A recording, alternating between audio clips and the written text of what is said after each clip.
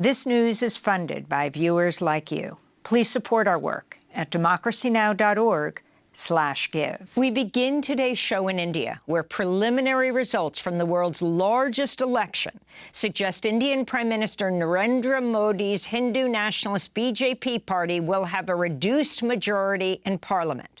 Meanwhile, the opposition alliance, known by the acronym INDIA, India, and led by Rahul Gandhi's centrist Congress Party, is doing better than expected. India's seven-phase election began April 19th, ended Saturday. If Modi wins, as expected, he would be just the second Indian leader to serve a third term after India's first prime minister, Nehru. Many voters faced searingly hot temperatures as they went to the polls. Some record-breaking temperatures. Others, like vocal Modi critic Arvind Kejriwal, surrendered to prison after voting. He's a former senior tax official who founded an anti-corruption party and was arrested on corruption charges, which he denies. I want to say to the people of Delhi that I'm going to jail again, not because I have done a scam, but because I have raised my voice against dictatorship. Meanwhile, in North Kashmir, a candidate known as Engineer Rashid, who's jailed on militancy charges, has won his race against a candidate who has already conceded. Opponents of Prime Minister Narendra Modi have accused him of using hate speech after he described Muslims in India as infiltrators. This is Modi addressing an election rally in April. Do you think your hard-earned money should be given to infiltrators? Would you accept this? This is what the Congress's manifesto is saying. This comes as journalists who are critical of Prime Minister Modi have been expelled, investigated, and raided by his government. For more, we go to New Delhi, India. We're joined by Rana Ayyub, Indian journalist and global opinions writer for The Washington Post, where her latest article is headlined, "Journalism in India is under assault." She's the author of Gujarat Files, Anatomy of a Cover-Up. We thank you so much for joining us, Rana. If you can start off by talking about the significance of the election results. What is so surprising today? Hello, Amy. Good to be back on the show. Everybody in this country and exit polls in this country were predicting a massive third term for Prime Minister Modi. What is significant is that this entire election was fought around the cult of Modi, which it is fought around the vilification of Muslims. In every electoral speech, every rally that Modi took, he was vilifying Muslims. He was calling them infiltrators, outsiders, so on and so forth.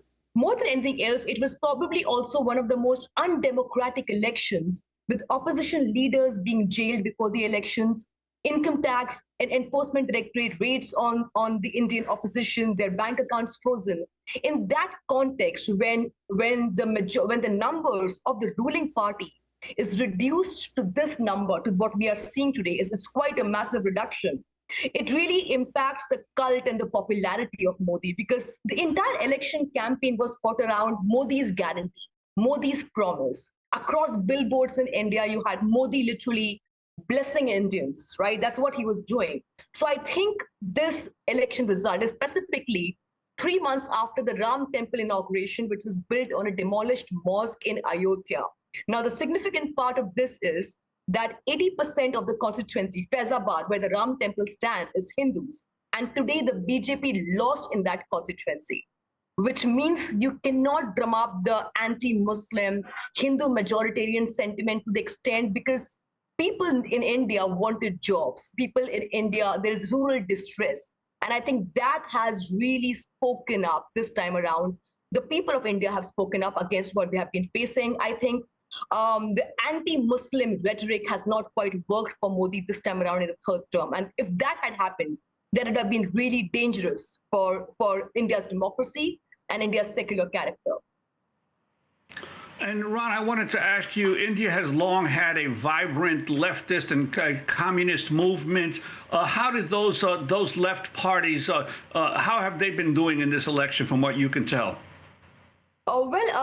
at this point of time, we have something called India Alliance, which also includes, left parties in the left in Kerala and other bastions. I think this time around, the India Alliance, which includes the Indian National Congress and other regional parties, which stitch together an alliance based on caste, class, language, religion. I think that played a fundamental role, and I think a big credit needs to be given to the regional parties of India, especially in Uttar Pradesh.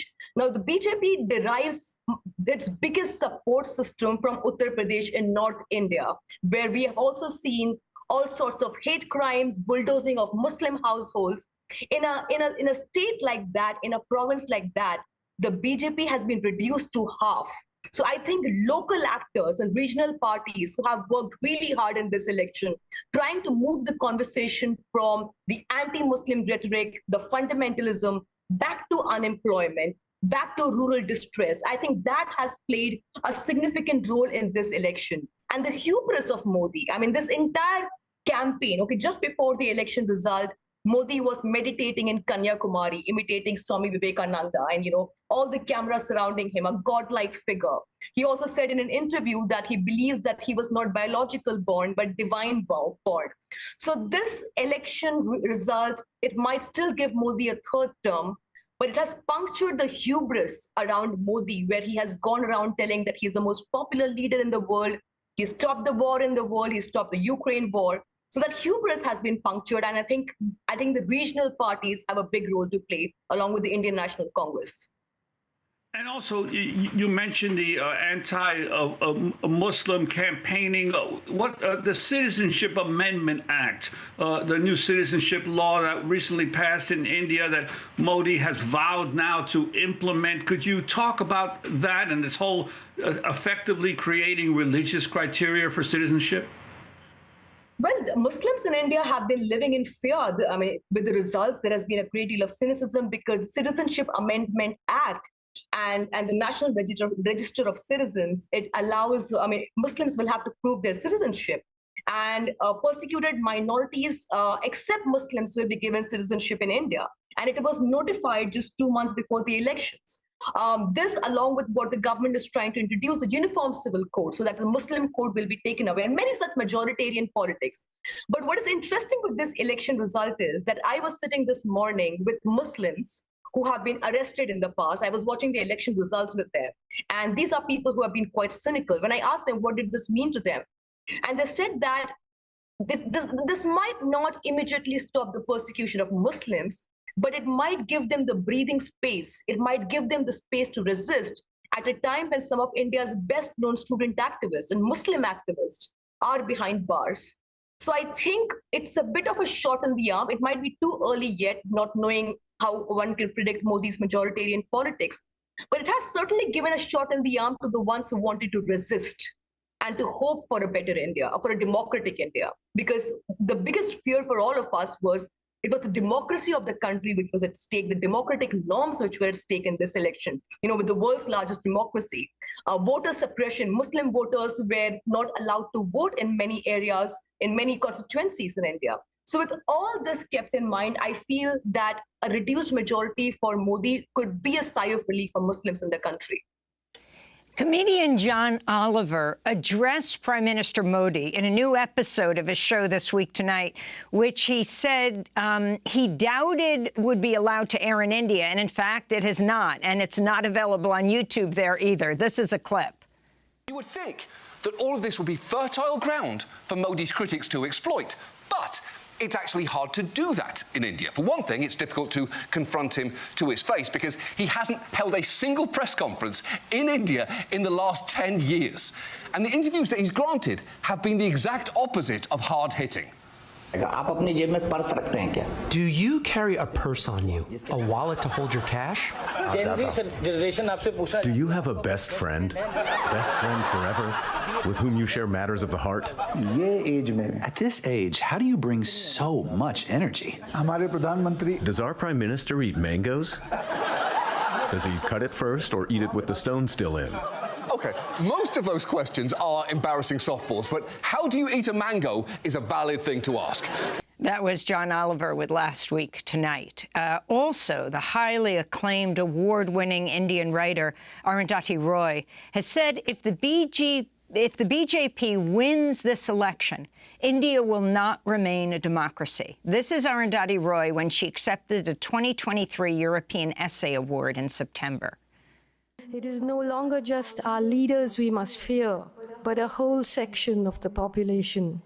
The banality of evil, as Hannah Arendt would have called it, the normalization of evil is now manifest in our streets, in our classrooms, in our very many public spaces. The mainstream press, the hundreds of 24-hour news channels have been harnessed to the cause of fascist majoritarianism. India's constitution has effectively been set aside. The Indian Penal Code is being rewritten. If the current regime wins a majority in 2024, it is very likely we will see a new constitution.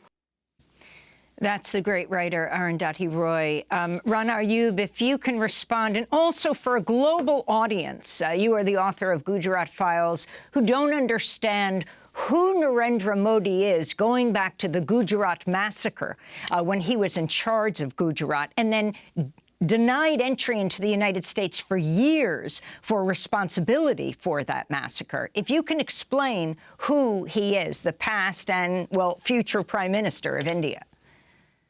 Well, Amy, he is. I'll take you back to an election, to a debate on a channel called NDTV when the 9/11 terror attack took place, and Narendra Modi was on that debate. He was back then just a BJP leader. And when he was asked to comment on the issue, he said, well, the root cause of it was Islam. And he cherry-picked quotes of Islam, from the Quran. Back in 2002, when he was the Chief Minister of Gujarat, I have written a book on the Gujarat carnage of Muslims and the extrajudicial murder of Muslims, where fake encounters were done of Muslims, where they were alleged to be terrorists and they were shot dead to create this image of Modi, the Hindu leader, under attack from Islamists. His entire career has centered around the Muslim as the other, as the enemy. When he was the Chief Minister of Gujarat, 1,000 Muslims were massacred under his watch. And soon after he became the Chief Minister of Gujarat. And around the same time, he had referred to the Muslims and the relief camps of where Muslims were being kept, the ones who were affected by the Gujarat carnage, as child-producing factories. His entire career has centered around vilification of Muslims. And then, of course, the series of fake encounters in which his deputy Amit Shah, the second most important man in the country, the Home Minister of India, was arrested in 2010 for the extrajudicial murder of a man called Sohrabuddin and Tulsi Prajapati and Sohrabuddin's wife, Kausarbi. He was later, of course, acquitted in the case. And so this is the history. And he was stopped by the United States from entering the country for his role in human rights excesses. This is the history of Narendra Modi. He played a big part in canvassing for a Ram temple when the Babri Masjid was demolished as a Hindu nationalist. He derives his inspiration from the RSS. It's a paramilitary Hindu nationalist organization, and he claims allegiance to that. Over a period of years, I mean, I have seen his journey when I went to Gujarat as a relief worker during the Gujarat riots to a journalist who was reporting the Gujarat elections and then the prime ministerial elections here. One thing that has remained consistent about Modi and his politics is Hindu majoritarianism, Hindu nationalism, and the vilification of Muslims. I mean, I think one of the most significant part of this election was that even during the Gujarat riots, he would refer to Muslims, he would allude to, or he would do dog whistles. There would be dog whistles against Muslims, but never a direct reference to Muslims. In this particular election, the speeches that he has given, he has called Muslims directly as infiltrators. He has said, if the opposition comes to power, you will have more Muslims in the cricket team. If the opposition comes to power, there will be more Muslims here. There is an entire an advertisement created by the BJP in which the Muslim is caricatured as somebody who has destroyed Indian civilization. So that is the history of Modi, political history of Modi, which is his career has survived on the vilification of Muslims throughout. And it is very important for this election result, although we do know that Modi is going to get a third term, but it was very important that a reduced majority, a mandate was given so that this hatred in a way could be stopped, could be halted for a bit. We don't know what Modi is up to. We don't know what he can do to win elections. But this Hindu nationalistic agenda, this idea of a Hindu India that he has been selling to the average Indian, I think that did not work really well for him this time. Democracy Now! Is funded by viewers like you. Please give today at democracynow.org/give.